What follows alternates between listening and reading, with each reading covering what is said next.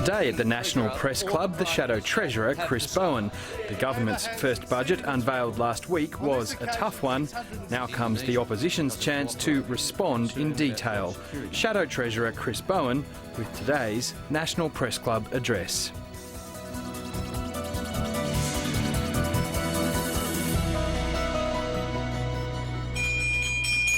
Ladies and gentlemen, welcome to the National Press Club for today's National Australia Bank address. Our apologies for the slight delay in beginning today's broadcast. Unfortunately, the Shadow Treasurer's aircraft was delayed by a very heavy fog which closed Canberra Airport until fairly late this morning.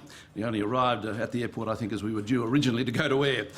Well, it certainly has been an interesting week in politics. The public backlash in the wake of last week's federal budget has driven a significant slump in support for the government, not to mention an offsetting rise in support, obviously, for the opposition. The state's up in arms over health and education, the GST back on the economic and political agenda, and Labor threatening to oppose more than $18 billion in budget measures. It's against that background that we welcome our guest today for today's post-budget reply, the Shadow Treasurer, Mr. Chris Bowen.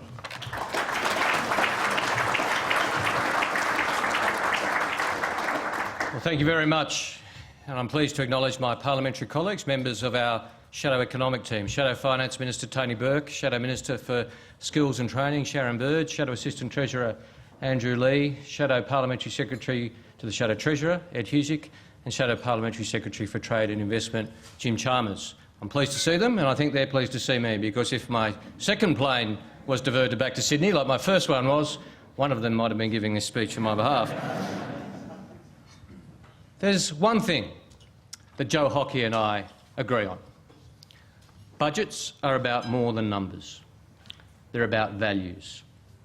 A budget tells you a lot about a government's character. A budget tells you more starkly than any slogans can what drives a budget, what a government's priorities are. A first budget in particular sets the tone for a government. Australians have seen this government's values on display for the last week, and the verdict is clear. They don't like them. From constituents in the street, to chief executive in airport lounges, to small business people, to university professors, the feedback to me this week has been consistent. This government's values are not the nation's values. This isn't the government the Australian people voted for or want. Their attacks on the social fabric, policies that punish the elderly and the unemployed, their $80 billion of swingeing cuts to schools and hospitals take us to an Australia so much less than what we could be. There are two reasons that the people of Australia are justifiably angry about this budget: the arrogance of its deceit and its overwhelming unfairness. This budget goes way beyond broken promises. The yawning gap between the government's pre-election rhetoric and the post-election reality has robbed the government of its moral authority in its first 6 months in office. It's a budget of broken regard for the public and their right to political accountability. Tony Abbott told the Australian people that as an absolute principle of democracy, that governments should not and must not say one thing before an election and do another thing after the election. So by his own test, democracy's been trashed, and decency along with it. Tony Abbott pontificates and says no one said it would be easy. Well, actually, someone did. It was him. Tony Abbott and Joe Hockey engaged in pre-election voodoo economics, pretending that they could somehow engineer a return to surplus with no new taxes, no tax increases and no spending cuts in health and education. That pre-election rhetoric has now caught up with Tony Abbott and Joe Hockey. But it's the Australian people who are paying the price. They talked of adrenaline charges to business and consumer confidence. Hasn't quite turned out that way. These adrenaline charges would be caused just by their very election. When I pointed out the adverse effects on profits and dividends of their paid parental leave scheme levy, Joe Hockey told the Australian people none of that mattered because profits would be higher and business conditions improved somehow just because of his innately superior economic management. Tony Abbott spent 4 years telling Australians that he empathised with their pain and cost of living issues, only to decide just 6 months later to rip away at fair age pension indexation, take away family payments where a child's over 6 and index petrol taxation. Shakespeare could have been thinking about this Prime Minister when he wrote, "His promises were as he then was mighty, but his performance as he now is, nothing." This performance has been made even more galling to the Australian people by the refusal of the Prime Minister and Treasurer to even acknowledge that they've broken their promises. The pathetic verbal gymnastics involved in somehow constructing a story that the budget wasn't just one big broken promise have been particularly insulting to the Australian people. This reached a low point on the weekend with Tony Abbott blaming the Australian people, somehow saying that they misheard his promises. Of course, in order to try and justify these clear breaches of solemn commitments, Tony Abbott and Joe Hockey have devoted a lot of energy to manufacturing a budget emergency. It tells you a lot about this particular government, that they've spent so much time and energy demonising the economic legacy they inherited and misleading people about the true state of the books, and less time developing proper plans to grow a modern, innovative economy. They've spent more time and energy creating an alibi for their cuts than they have had planning for the future. And to me, the low point in this saga actually came not in Australia, but in Switzerland. For the Prime Minister to falsely denigrate the former government's record at Davos was an extraordinary thing. I understand he wants to play domestic politics at home, but he has a bigger responsibility. Australia's record of economic growth over the last 22 years, including through the global financial crisis, should be celebrated. For Tony Abbott to use an international forum to continue his campaign of misinformation while overseas was particularly disappointing. Now, the Charter of Budget Honesty, of course, makes it harder for a new Treasurer to engage in these tricks, and so Joe Hockey has gone to extraordinary lengths in the mid-year economic and fiscal outlook, making an unwarranted and unasked for grant to the Reserve Bank, changing economic parameters and assumptions to double the forecast budget deficit, adding $68 billion to it since the election, for the base political purpose of demonising the record of the previous government and providing an alibi for cuts he always intended to make. The Treasurer lectures about the need for structural savings, but he comes very late to the party. The pressures on the budget caused by a change in the mix of economic activity after the global financial crisis, the ageing of the population and increasing health costs do mean that we need to find long-term savings measures to ensure the budget is on a healthy footing. That's why Labor took decisions like making changes to the private health insurance rebate, which was the fastest growing area of the federal budget. I heard the Treasurer on radio this morning saying that they supported those changes. He's dead set wrong. They opposed them all the way. If they got their way, as it looked like they would for a long time, the budget would be $25 billion worse off over the next 10 years. This is just one example of the structural savings Labor built into the budget, often with little or no support from the then opposition. When we introduced a fairly modest reform requiring people with salary sacrifice vehicles to show some evidence that it was actually used for work purposes, the then Shadow Treasurer engaged in a frenzied campaign of populist opposition. When we made changes to the baby bonus, he declared it akin to China's one-child policy in a riff of banality and shrillness, which was remarkable even by his standards.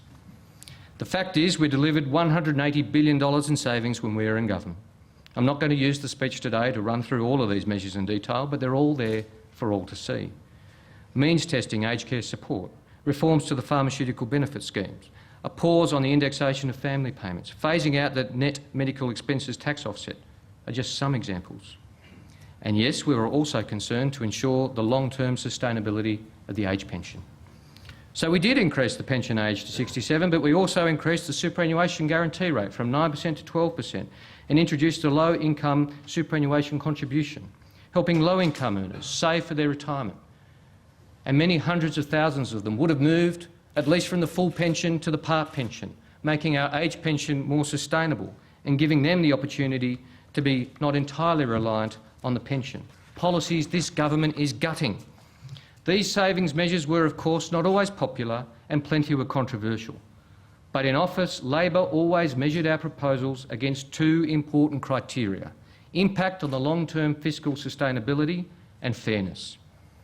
This second criteria is one the government has just forgotten about.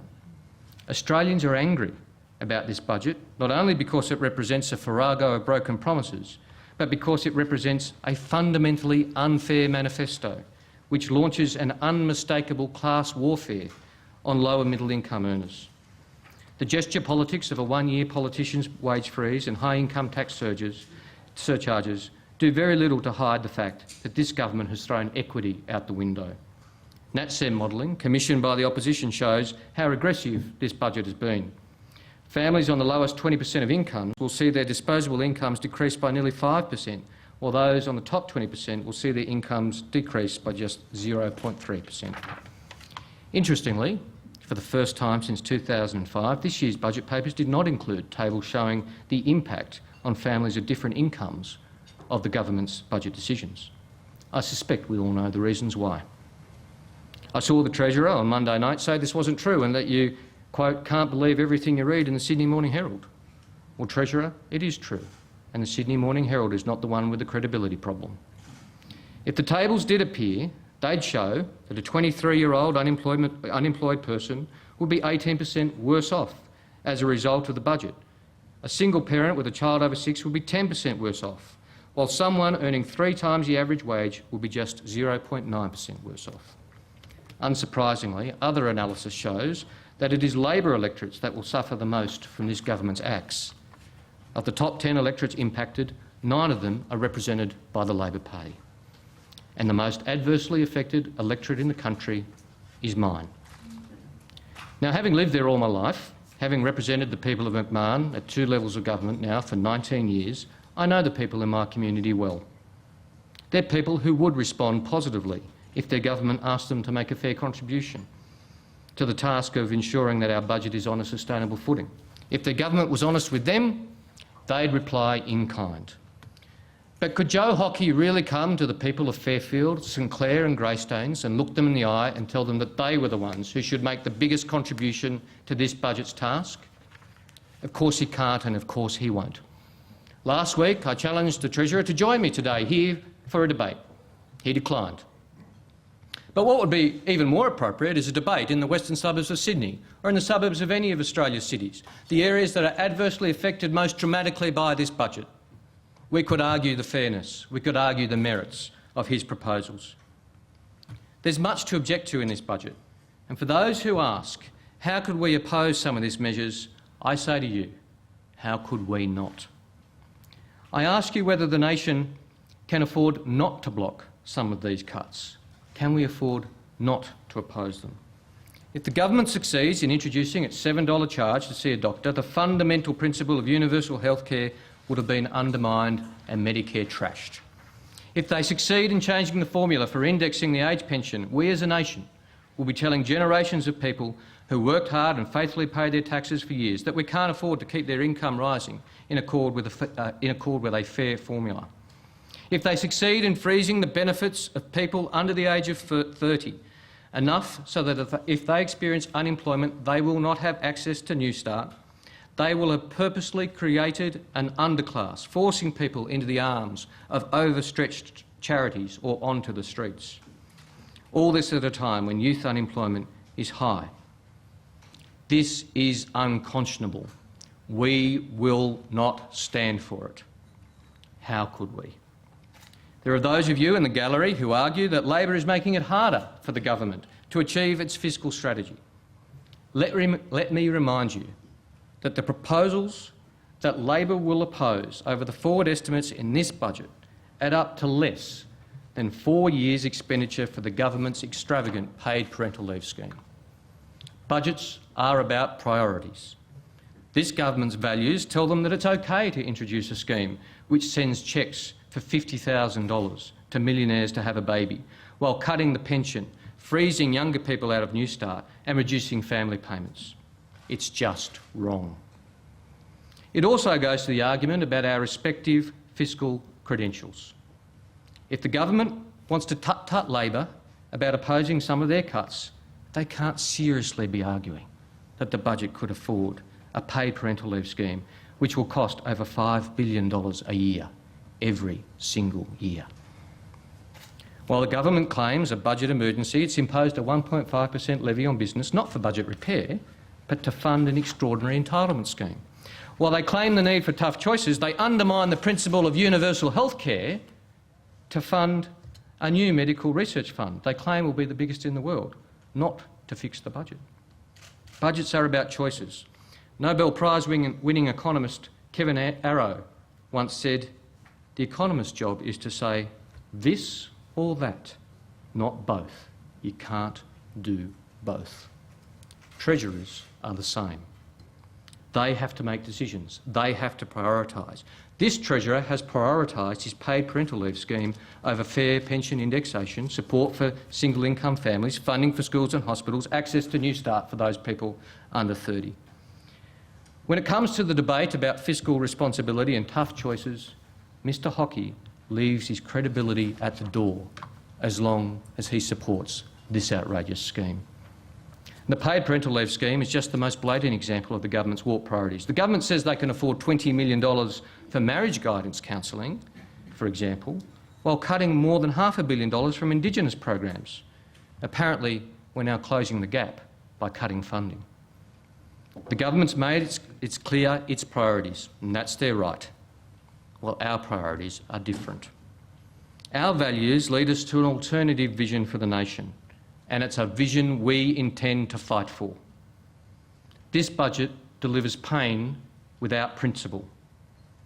But our opposition to its most pernicious measures is firmly based on principle. Among all the cuts in this budget, all the ideologically driven meanness, there's one area that's particularly short-sighted and that hasn't yet received much public attention. It's an area not actually about fairness, but about economic growth.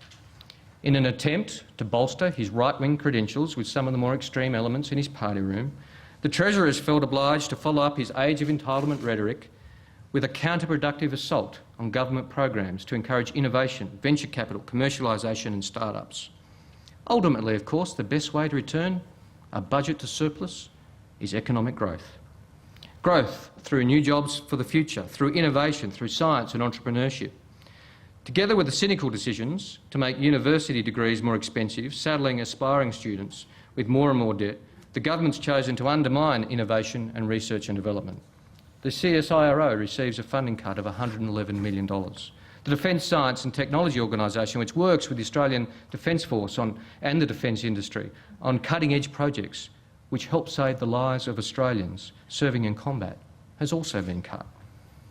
The Australian Academy of Science regards these cuts as symptomatic of a substantial weakening of the scientific research effort across the country. In addition, Commercialisation Australia, Enterprise Solutions, the Innovation Investment Fund, Industry Innovation Councils, Enterprise Connect and Industry Innovation Precincts have all been abolished. For example, Enterprise Connect had supported 21,000 businesses, 8 out of 10 of them reporting improvements in their productivity. These programs, each successful, have not just received a shave in their funding, they've been abolished. Funding for cooperative research centres has been slashed.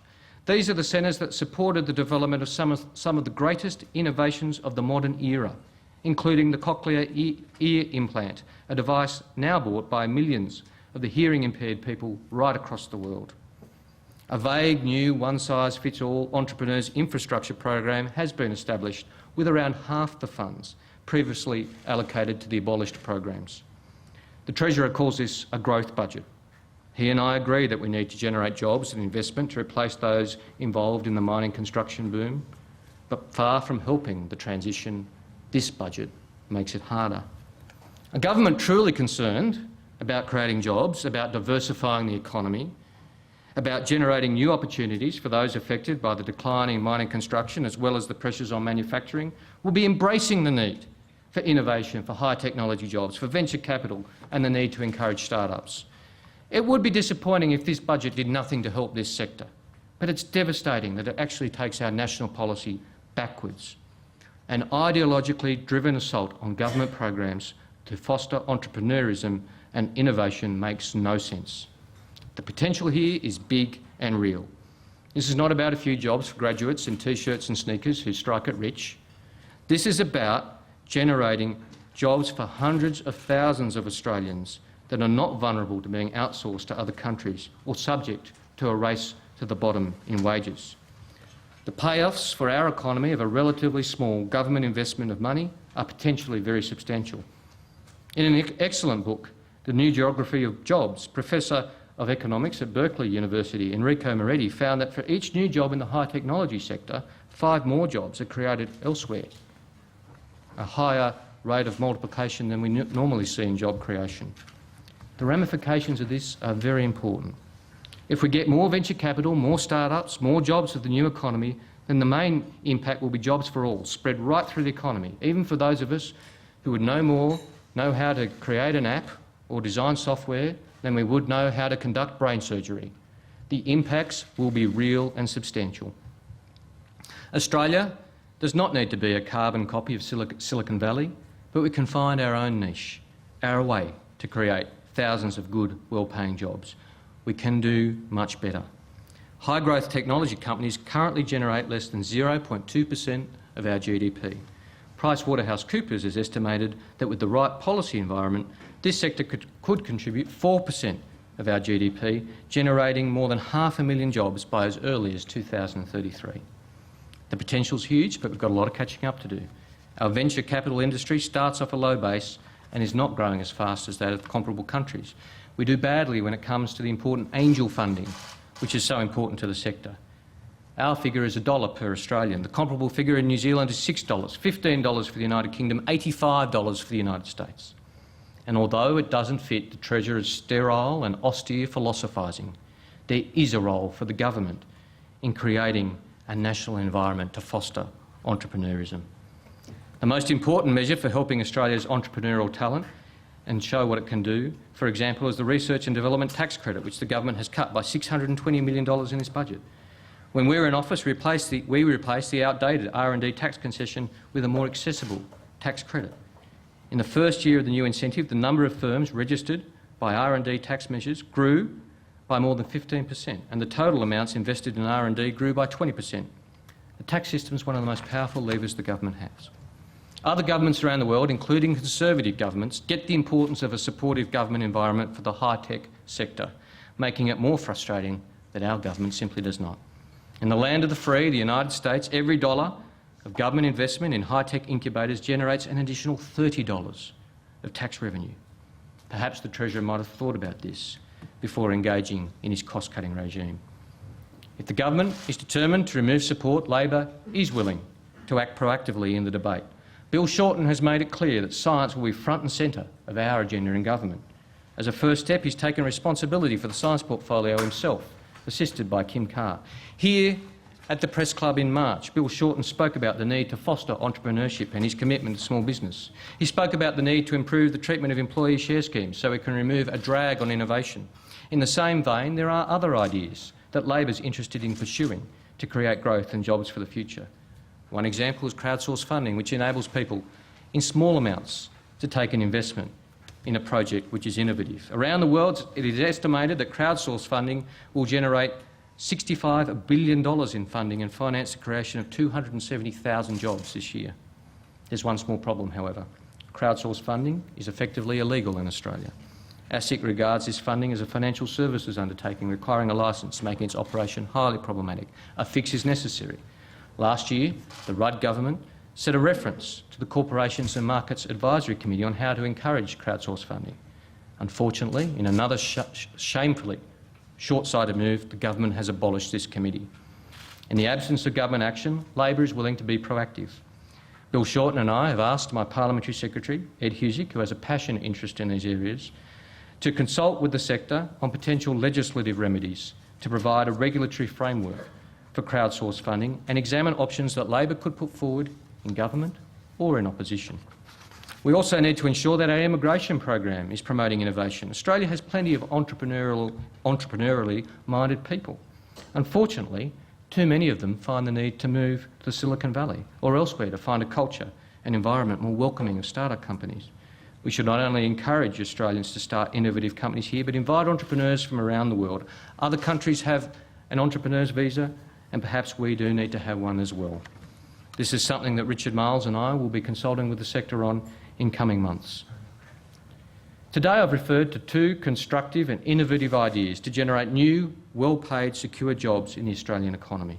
This is the beginning, not the end of the process. There's more work to do in this space, including policy development in relation to incubators, employee share schemes, building the skills we need, high-tech scholarships and other matters. Again, Bill Shorten and I have asked Ed Husick to consult with the high-tech sector about policy details, working with Kim Carr and Jason Clare, who both share our passion to develop more details, and we will be having more to say. Labor believes the best way to return the budget to surplus is through economic growth. The ideas I just talked about are symptomatic of this approach, searching for ways of promoting economic growth which creates jobs, opportunity and, in turn, new government revenue. On the other hand, the government offers us cuts. It offers us unfairness. It offers no hope, no jobs plan, no plan for growth, just a lazy, unimaginative retreat of the state. Australia is a middle-sized economy, bristling with ideas, talent and innovation. It deserves better than this sterile, unimaginative government. A government passionate about Australia's future would embrace the need for the jobs of the future. It would invest, not retrench. It would look for ways to grow the economy instead of just cutting the government. That's the sort of government I want to be Treasurer in. It's the type of government Tony Abbott and Joe Hockey are just not capable of delivering. Australia's been noted and respected as a can-do country. We've always been regarded as a nation that punches above its weight. Much of our national achievement comes from a combination of Australia's abundant natural resources and our determined, skillful, hard-working people. We have faith in ourselves and faith in our country. We're a confident nation that approaches challenges with a deep conviction that if there's an answer, we'll find it, and we do. Australia wouldn't be Australia without its optimistic, confident nature. And suddenly, without warning, without consultation, we have a government that doesn't share those values. A government that preaches pessimism. A government that says we have to become a lesser country and accept lesser standards. A government that does not have faith in its people and no confidence in our ability to meet challenges. A government that's determined to throw a blanket of gloom and doom across the country, and we're seeing that play out in figures day after day when it comes to how people feel about the country and the economy. A government that says we can be prosperous or fair, but not both. Labor believes this is a false choice. Australia doesn't have to choose between growth and fairness. We believe it's within our national wit to pursue growth and opportunity, to be a nation embracing modernity, comfortable with its place in the world, multicultural and outward-looking, embracing the jobs of the future, and with the Australian model of fairness underpinning it all. If nothing else, this budget brings on a proper contest of ideas and values for the Australian people to pass judgment on. It's a contest that Labor will engage in passionately on behalf of all those Australians who want a better government, so that we can have a better nation. Thank you very much.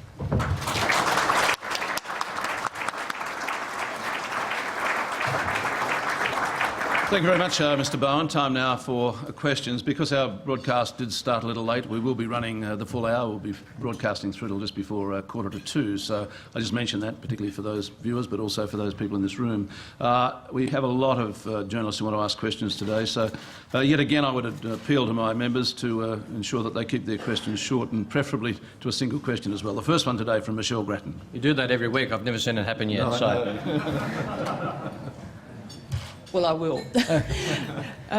Michelle Grattan from The Conversation. Mr Bowen, you've said how can you not oppose a whole raft of measures in the budget, but by pushing this opposition to voting no in the Senate, haven't you in fact given a lot of ammunition to your opponents, the government and others, to say that Labor lacks economic responsibility and economic credentials? And I just mention in this context the front page of the Daily Telegraph today. Well, Michelle, the Parliament is not a rubber stamp for broken promises or bad policy. That is not what the Australian people expect us to do. Let me put an alternative scenario to you, a parallel universe. Imagine if last week Bill Shorten had stood in the Parliament and said, well, we don't like these very much, but we're going to pass them. You would have very rightly been asking me today, and millions of Australians would have been asking, well, what does Labor stand for? If Labor won't stand up for the unemployed, what do we stand for? If Labor won't stand up for pensioners, who do we stand up for? If Labor won't stand up for families doing it tough, when will we? This is our task as the Australian Labor Party, to represent people in the parliament, and we will represent them and we will fight for them and we will vote for them on the legislation. Now, the government puts forward a budget. It is up to them to put forward the budget and get it through the parliament. There are measures that we will consider and potentially measures that we will support, even though there might not be measures that we would have introduced, because we're not the sort of wrecking opposition that Tony Abbott was. But we will not rubber stamp policies that we find unconscionable. That is not what the Australian people ask of an opposition. And if you ask about economic credibility, well, I'd invite you to look at the entire package of the Labor Party's position versus the Liberal Party's. The Liberal Party introducing a $5.5 billion a year paid parental leave scheme, the Labor Party voting to support the revenue streams from the minerals resource rent tax and the carbon price, the Liberal Party voting against that. So we're more than happy to have that debate, but let's look at it holistically and let's look at the position of the Labor Party versus the coalition on fiscal responsibility. I'm more than happy to engage in that argument. Our second question today from Mark Kenny. Mark Kenny, Mr Bowen, from The Age and the Sydney Morning Herald. Can I ask you, given the NatSem modelling you mentioned about the deficit levy, is it bad policy or a broken promise that you object to most there, given the disparity of sacrifice being asked of by people in this budget? And in terms of public policy, going to the mining tax, was it sound public policy to tie billions of dollars of expenditure to a tax that has raised nothing like what was projected? Well, thanks, Mark. In relation to the first question, it's not, as I've said before, it's not something Labor would do in office. And I've said previously, Joe Hockey's not the first Treasurer to get the advice that he could do this. I looked at it and rejected it. I'm sure I wasn't the first to say you can just increase the top marginal tax rate as a temporary measure or a permanent measure. So I don't believe it's a great idea. Now, that's not to say, obviously, we're not the government, we can't write the budget. We will look at items on their merits. We're still looking at some of them. There's 15 pieces of legislation which accompany this. There's design issues, there's all sorts of things to be worked through. But we will be as constructive as we can be on measures that we don't find as unconscionable as the ones that I've already outlined. In relation to the minerals resource rent tax, look, it is sound policy to ensure that the minerals under the ground have wealth shared through the nation. Now, the revenue will always be volatile, as the PRRT was, and to a degree still is, introduced against the fierce opposition of the then Liberal Party, has raised billions and billions for the government since, has not been reversed by the Howard government, not reversed by the Abbott government. I don't see them doing it anytime soon. One of those great reforms which are highly controversial at the time but are now accepted as being a sensible thing to do, and if the minerals resource rent tax was to survive the parliament, one of my successors might be here in 10 or 15 years' time saying something similar. Laura Tingle. Laura Tingle from the Financial Review, Mr Bowen. Just taking you up on a couple of points you've just made about a holistic approach and also about who you represent. The budget papers show that the deficit would basically remain in perpetuity under the existing policies before the budget. Is that an acceptable position to Labor, and what would you do, or do you accept that the bottom line of what the government is trying to achieve here, no matter how it tries to achieve it? And on the representation question, aren't you also trying to win back voters earning between $100,000 and $300,000 as part of your fight back, shall we say, into government? And doesn't that mean that you should actually be opposing the high income deficit levy? Well, thanks for the political strategy advice, and I'm sure the Shadow Cabinet will consider it as part of our broader considerations. On the first question, we do need to return the budget to surplus over time, and that's what Labor was working towards doing in very difficult circumstances, with revenue, as I said, which has been severely impacted by the change in the mix of economic activity after the global financial crisis. You do need to do that. We don't accept Joe Hockey's doubling of the deficit and changing of economic parameters, and we don't accept the way they're doing it. We don't accept the values that go into it. The sorts of things I talked about were guided by the principles of, yes, sensible fiscal management, but fairness and equity. The package we see before us is not. And our role as the opposition is to vote on what's before us. We vote on what is put to the parliament. We make a judgment based on its merits and informed by those values. And we're making those judgments. If the government can't get its legislation through the parliament, that is a matter for them to negotiate. I mean, some governments have had to deal with a lack of majority in both houses of parliament. This one only has to deal with a lack of majority in one. If they're struggling to deal with that, well, that's a matter for them to explain. On the second question, sorry, Laura, look, we'll consider it on its policy merits. Of course, we're a political party and we're planning and seeking and hoping to win the next federal election, but we'll consider the policy based on its merits. Just on the other aspect of that question, now, how important are those high-income earners to Labor? I mean, there's a perception they're not really part of your constituency in large part, but how do you view that? The Labor Party seeks to represent all and seeks to represent all in a fair way. I think, you know, the preconception of a particular person of a particular income voting a particular way is not one in the modern environment which should be embraced. We should be seeking to represent all people, but that doesn't mean making difficult decisions based on the merits of the policies before us. A question now from David Crowe. Thanks, Laurie. Good day, Mr. Bowen. Okay, David. My question begins with the assumption that a Labor government would want to do something about the budget bottom line in some way if you reject the government's blueprint.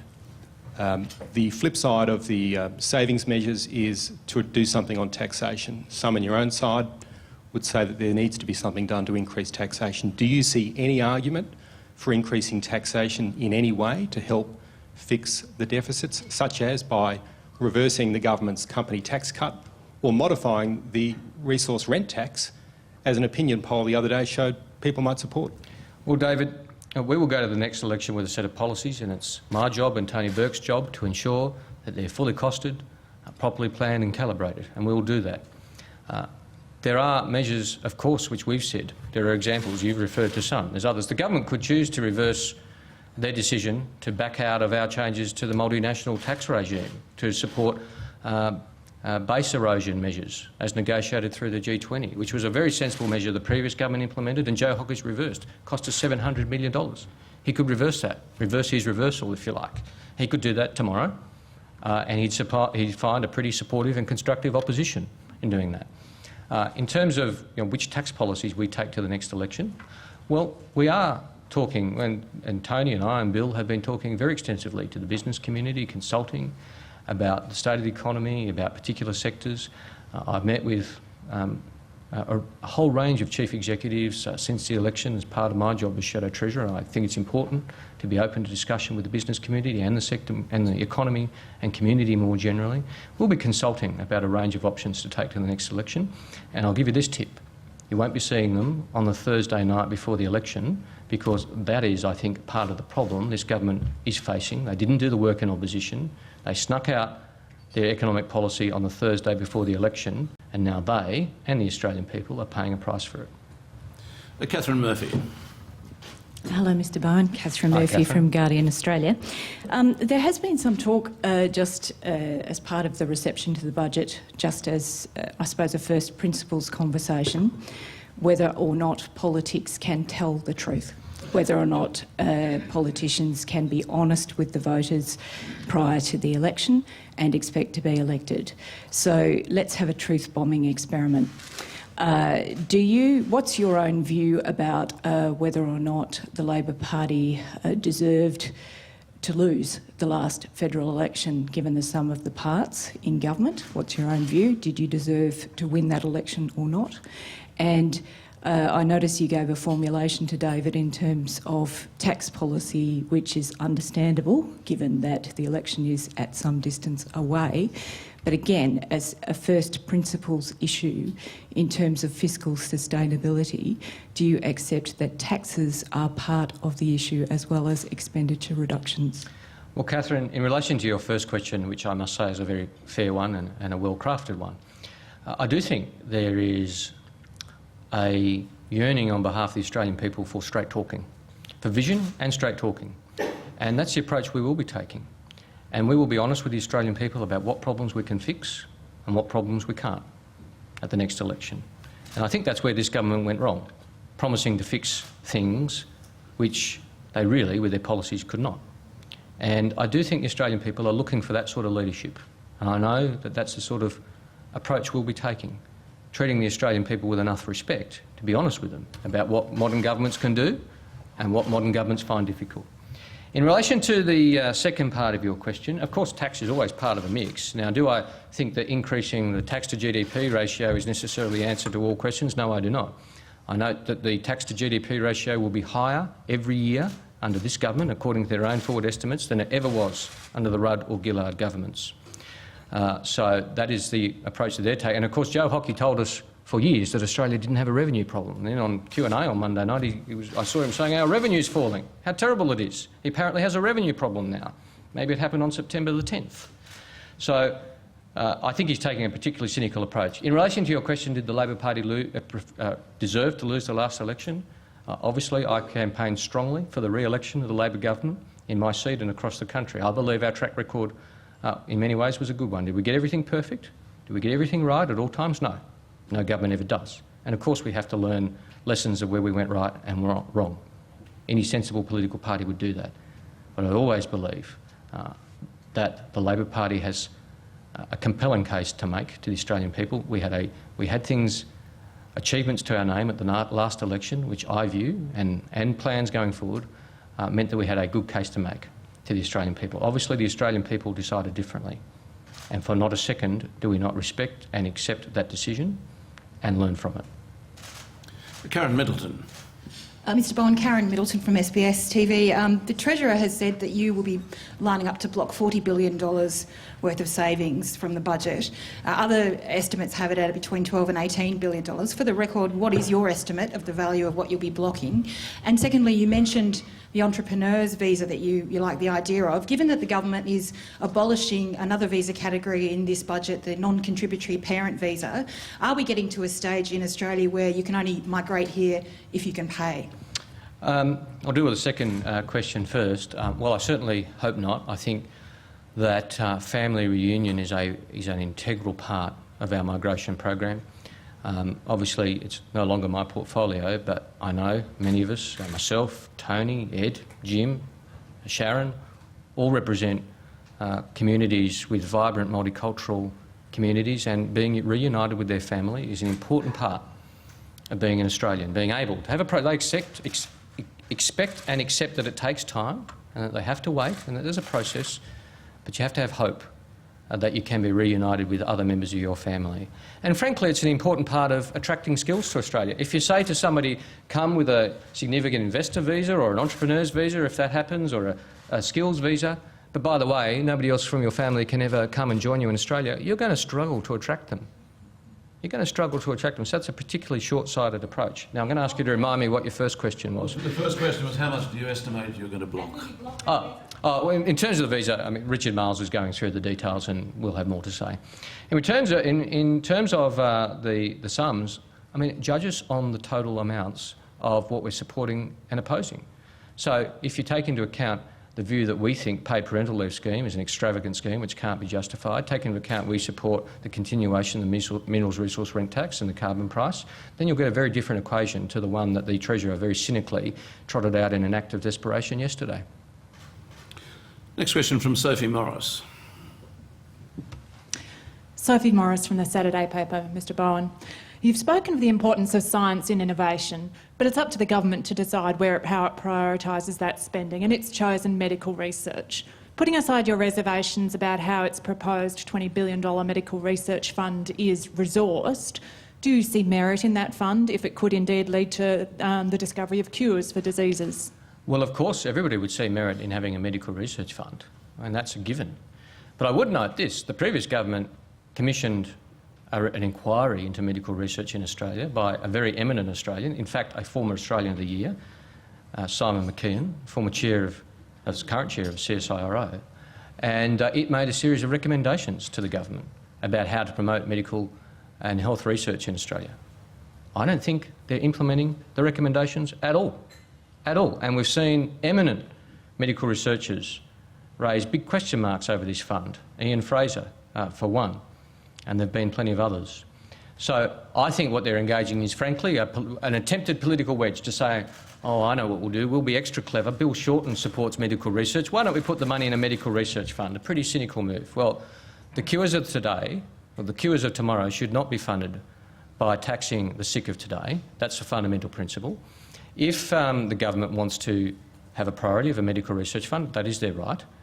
If the co-payment, the GP tax, does not pass the parliament, it's up to them what they then do in relation to the fund, but we will oppose the implementation of the $7 charge to go to the doctor.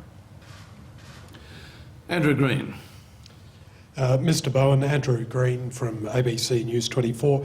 You funded the Gonski reforms over 10 years, which is something that wasn't done for the hospitals deal, which was treated in the traditional 4-year forward estimates. Presumably, were you going to look for extra savings to pay for that? And also, could you give us an idea of what scale you think the budget repair job has? Well, in relation to your first question, and you're referring, I think, I don't mean to put words in your mouth, but you're referring to the $80 billion worth of cuts as well that the government's making. We have a track record of finding sensible, well-calibrated savings which have an eye to fairness and equity and also budget sustainability. That's what we did in government. That's what we'll do in opposition in the package we take to the next election. There'll be savings measures. There'll be matters that Tony and I have worked through with Bill and the Shadow Cabinet in terms of proposals we take to the Australian people to save money. That's a sensible and rational and respectable thing for an opposition to do, and we'll do it in government. In relation to the $80 billion, I mean, this is an extraordinary cut, and the arrogance of the Prime Minister in his dealing with the Premiers I find just breathtaking. Firstly, no consultation. I mean, I don't believe the $80 billion cut is at all justified, but if the Prime Minister thinks it is, wouldn't it be, to coin a phrase, the grown-up thing to do, to invite the Premiers into the room, to talk to them about it, to consult with them about it, to say we have a problem here and we need to work together to fix it? And his arrogant insult to the Premiers to say that they should be behaving like grown-ups. I mean, I have various views about the varying abilities of the Premiers of Australia, but they are all people of accomplishment, and to be lectured by this Prime Minister that they should be grown-ups, I found particularly insulting. If I can go back, did that deal with your second question about the scale of the repair job or not? Well, sorry. If you can use the microphone, No, I'm happy to deal with that directly. Look, as I've said, not only do I accept the need for difficult decisions in relation to demographic change and rising health costs, Wayne Swan and I have been saying it for years, and Joe Hockey has been absent. So has Tony Abbott from the argument. So this is not a matter of do we accept the need for difficult decisions in budget repair. I mean, we welcome them to the debate, finally.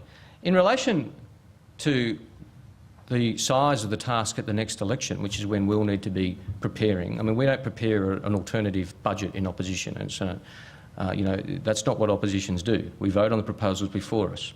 I don't recall when Tony Abbott was opposing the $25 billion of savings over the next 10 years in the private health insurance rebate, for example, him identifying where savings to make up for that were going to come from. I don't recall that. You might correct me, but I don't recall it, and I don't think you recall it, because it didn't happen. But in terms of the size of the task that we will face at the next election, well, we'll look at the budget papers at the next election. They're likely to change substantially between now and then, I would hazard a guess, and it would be irresponsible to be taking hypothetical upon hypothetical. We'll need to see the state of the budget, and the policies we take to the next election, I can assure you, will be very responsible in terms of their impact on the budget. Tim Lester. Mr Bowen, Tim Lester from the 7 Network. Welcome to the Press Club. You say you want an Australia comfortable with its place in the world. How is it possible for us to be comfortable in our place in the world when repeated budgets have walked away from Labor's commitment to spend 0.5% of gross national income on foreign aid, and this budget, it would seem, has leapt away from that? And how does your answer inform us about what approach you'll take to the foreign aid cut? Well, I don't quite accept the premise that previous budgets walked away from that goal. We changed the way we got there, but we always had that goal. Can I say you delayed it? Well, we always had the goal of getting there, and we always had a timetable to get there. We always had a timetable to get there. Now, that is a matter of principle for us, that we think that that goal is an important one. As our budgets, in difficult circumstances, when we're making difficult decisions, reflected. We never walked away from the goal like this government's done. We never walked away from that principle like this government has done in their first budget. And the fact that they've walked away from it in their first budget is deeply concerning, I think, to many reasonably minded Australians who think we should be working with less developed countries in the world as a developed nation which is able to make a contribution. Now, again, it's a similar answer to the last question. In terms of how we get there, we'll assess the state of the books when we're developing our policies, and also the state of the foreign aid budget and how quickly you can ramp up meaningfully. We'll assess all that, and of course Tanya Plibersek, our colleague, has a very deep passion, and she'll be ensuring that we have a policy with Tanya and I and Bill, which is not only defensible, but which Labor and the nation can be proud of. Colin Brinsden. Colin Brinsden, AAP. Mr Bowen, you've touched on the Charter for Budget Honesty a couple of times. Would a future Labor government tighten up the rules on this? At the moment, every 3 years, the government of the day takes the opposition to task over costings. That rolls into 5 weeks of election campaign, which seems to talk nothing but costings, and there may actually be some policies in there, but you never know.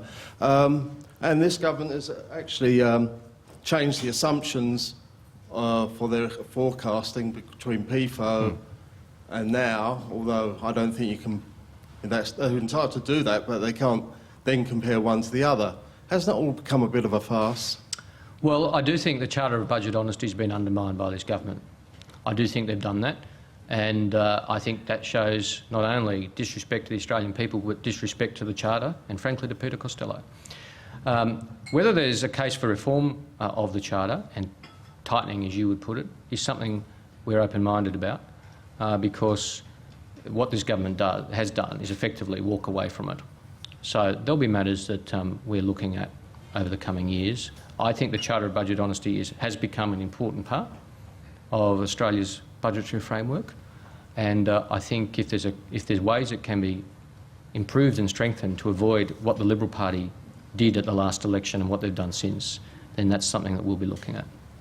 Bernard Keane. Treasurer Bernard Keane from Crikey. Shadow Treasurer. I'll leave that one alone. I think I'll sit down now. The budget papers show that superannuation tax concessions are going to reach about $50 billion in lost revenue foregone in 2017-18. It's already, they're already costing us around $30 billion per annum. Without asking you to frame Labor's tax policy for the next election, is that broad level of foregone revenue sustainable for what we're trying to do with our superannuation system? And I mean, Joe Hockey has made very clear that the government for the moment is not interested in touching that. He's walked away from one of Labor's specific savings measures on that last November. What's Labor's alternative? Well, we brought in, as you've referred correctly to, Bernard, sensible, careful reforms to high-income superannuation tax concessions in the last term, which this government's walked away from. So I question just how serious they are about their so-called budget emergency when they're walking away from policy they didn't even need to develop or even particularly defend. They just could have implemented. And they've chosen not to do that. So, of course, having done that, we will have a closer over the next term at what that policy was meant to achieve and whether the settings achieve it. I think more broadly going forward, I do think that it's important that superannuation be separated from the annual budget cycle. I think Australians have a very legitimate concern about certainty when it comes to superannuation, and we have an advantage that both Bill Shorten and I have been Minister for Superannuation, so we've dealt with these issues pretty closely. And he, when he was Minister for Superannuation, developed the Council of Superannuation Guardians with then Treasurer Swan. I, when I was Treasurer, said that a re-elected Labor government would put changes to superannuation on a 5-year cycle so that there was more transparency. The Council would make recommendations to the government. It would be removed in many senses from the annual budgetary cycle. Now, of course, we'll take policies to the next election which will be developed, but I think that principle of a 5-year cycle for changes to superannuation policy is an important one. And I'd remind you, the government promised no adverse changes to superannuation. I think delaying the move from 9 to 12 was a pretty adverse change to superannuation and a breach of promise. Peter Jean.